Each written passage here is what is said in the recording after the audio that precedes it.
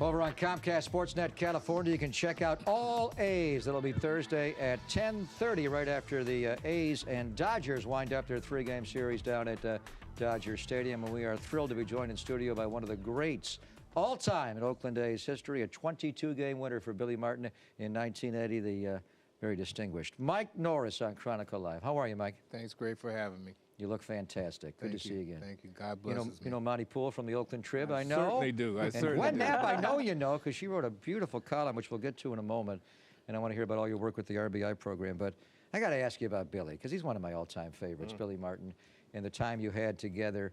And you finished second in the Cy Young Award in 1980. Your numbers were just incredible. 22 victories. You started 33 games that year and 24 complete games, which we have no concept of Doesn't happen today. anymore. And you finished second in the Cy Young to Steve Stone. What do you remember about that magical year? Well, you know, it went very fast. You know, of course, when you win, everything is very good and everybody's happy.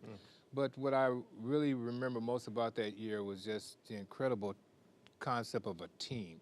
Because the year before, we were in last place, and when Billy came, he took us all the way to second place. And so I felt like a major leaguer again, because we were just like minor leaguers or AAA ball players before Billy came. Art Fowler was his pitching coach here. I know he always took him wherever he went, with New York and then out here. And, you know, a lot's been made about pitch counts in baseball today, that they should let Lincecum for the Giants go a little longer, pitch deeper into games. And you had that one great year, and you came back the next year and you were an all-star. But the contractors, the people who were against Billy's system thought that he used you guys too much. Not just you, but Steve McCaddy and Rick Langford and Kingman and Keogh and the whole bunch, that he overused you guys. Looking back on it, do you think that did have an adverse effect on your career? And when people talk about pitch counts today, do you have a little empathy with what's going on now? Well, you know, it had it's ironic because all of the pitchers went down. But we all had pitch counts, and we pitched with a 5-man rotation. So we never threw more than 125 pitches or 125 pitches in a game. Really? Never more than 125? I pitched a 14-inning game and only threw 130 pitches. So we were all pitch conscious. And I remember I threw a 9-inning game with 85 pitches one time. So we learned how to throw strikes, and that's what Billy taught us how to do. And that's the key to pitching 9 innings. You can't be 2-0 and 3-1. You have to be 1-2 and 2-2 and ahead of the count. You know, and I think you go back to the 60s and 70s, pitchers routinely threw 300-inning seasons.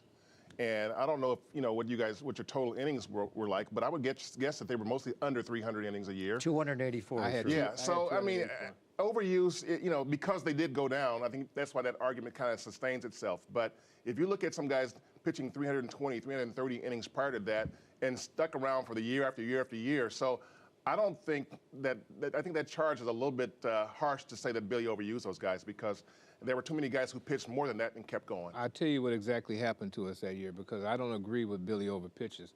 What happened was, when we had the strike in 1981, we were out over 60 days or so.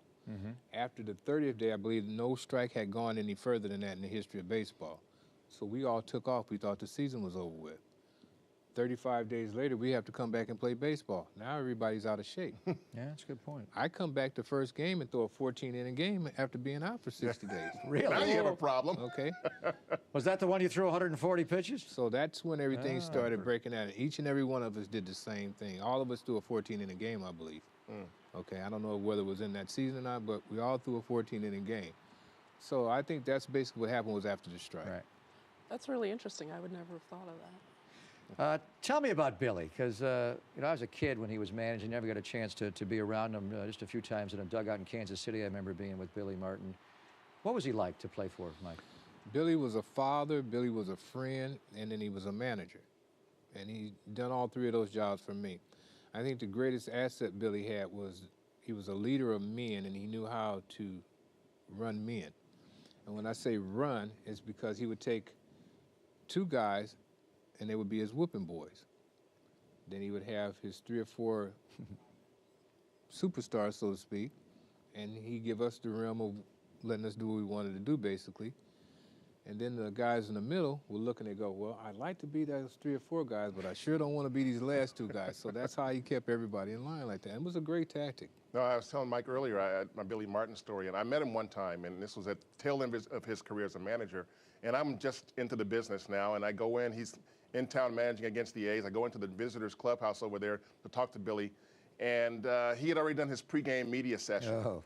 And Billy says, you got a minute, Mr. Martin? And he says, I've already talked to the media kid. And he looked up at me and he says, what do you want to talk about? And I said, I want to ask you a few questions about Mike Norris. His whole demeanor changed. He says, come on in. You were one of his favorites. Huh? Come on in, have a seat. 20 minutes, he never stopped. So obviously he had an affection for Mike.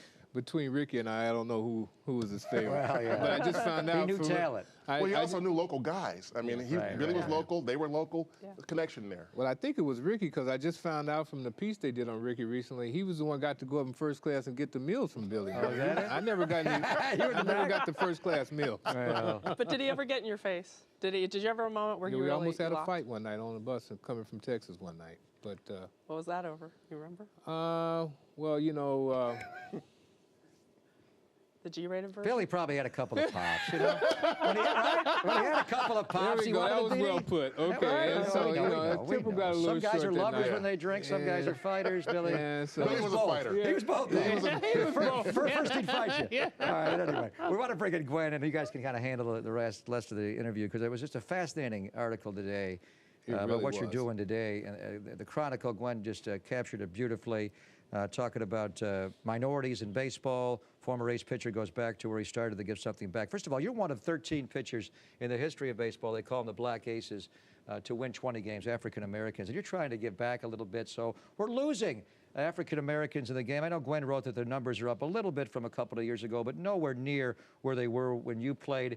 How are you going about this, Mike? Because we hear about it. Everybody in baseball is complaining. We're losing a lot of young guys, not just African Americans, but a lot of young, talented players to the other sports. How are you trying to combat this and get it back to an inner city game? Well, I'm cultivating what I call my babies. I'm getting the 5-year-olds, the 6-year-olds, from 5 to 12, basically. And we're starting there. The kids right now are into Kobe Bryant and LeBron James, let's face it. And I think that's what's hot. And I mean, basically, if I were a kid, I'd probably be doing the same thing. But baseball has so much culture. If it wasn't for baseball, I think America wouldn't be what we are today, being that what Jackie Robinson did. So we have a history and a heritage of being in this game and making this game what it is. And it's a shame to see that we're just kind of like wasting it. When you see kids hanging out on the corner with their pants down their butts and their hats turned sideways, it just runs me crazy. So I figure that's where our kids are not playing Major League Baseball. They're hanging out. The potential kids are hanging out on the streets. So I'm trying to get those kids and bring them off the streets and play baseball. One of my favorite parts of being at the playground was talking to Mike, but also talking to the 2 guys who were working there, who work for the city. And so Fidel Joshua was quoted in the story, and also Jerry Jack. And so they're all getting really nostalgic about what it was like for them as kids, playing baseball, playing strikeout. They're pointing to the wall, and this is where we used to do this, and this is where we used to do that. And it was clear that they want that for the kids of today, to have that fun. It's not just about going to the majors and making the money. It's about having that great experience in the summertime. It's very true. Yeah. The game, what these kids are lacking right now is repetition. In other words, when I was a kid, I left the house at 8 o'clock in the morning. This is during the summer. And I didn't come back in that house until it was dark. My mother had to almost beg me to come in and get something to eat. Repetitiously playing strikeout against that wall or a hard ball in the park or something, just every day, all day. And these kids now, they go to practice for an hour and a half, 2 days a week, and that's it. Come home, play video games. And that's the one thing about baseball. You can play baseball all day long. All day I mean, you can't long. play football all day long. Your body can't handle it. You can play basketball for a long, but you can play baseball all day long. and night. It keeps you out of trouble. You can find a pair of stairs and throw the ball up against the stairs and play a game of stairs. The strikeout.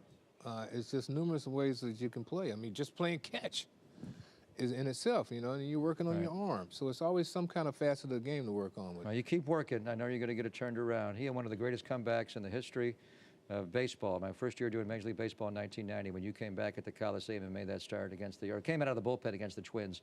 I know you can overcome anything, Mike. So keep trucking, my friend. You look fantastic. Thank you, Greg. And Thanks for having me, and it's really a pleasure being here. All right. He was a pure artist when he pitched as well. Again, 22 victories in 1980 to finish second for Billy Martin in the Cy Young Award ballot and the great Mike Norris. Coming up next, we are going to mix baseball and art. George Krepsky from the Krepsky Gallery is here to show off some of his work on display at the 12th Annual Art of Baseball exhibit. We're going to bring a little culture. I think we need that, don't we, Monty? A little culture here on Chronicle Live, presented by Autotrader.com. Say hey.